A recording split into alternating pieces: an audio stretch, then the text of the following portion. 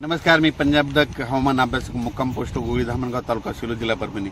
राज्यात एकंदरीत परिस्थिती बघायची झाली तर राज्यामध्ये आता 13 तारखेपासून 13 सप्टेंबर पासून ते 19 सप्टेंबर पर्यंत राज्यात उघाड राहणार आहे.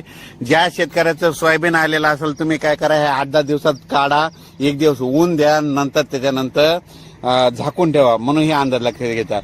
पण त्याच्यानंतर राज्यामध्ये पुन्हा 20 तारखेला परत पाऊस सुरू होणार आहे म्हणून हे देखील सर्व शेतकऱ्यांना लक्षात घेतात. पण राज्यामध्ये 12 तारखेपासून तर 20 सप्टेंबर पर्यंत हवामान कोरडं राहणार आहे. विशेष म्हणजे पश्चिम महाराष्ट्रात कोरडं राहणार आहे.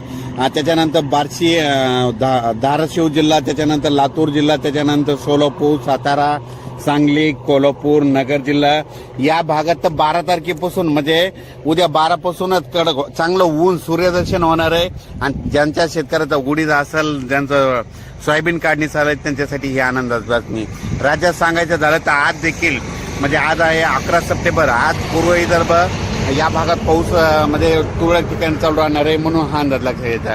त्याच्यानंतर पश्चिम विदर्भात देखील आज आणि उद्या 12 तारखेपर्यंत पाऊस असणार आहे म्हणून हा अंदाज लक्षात घ्यायचा. पण विदर्भ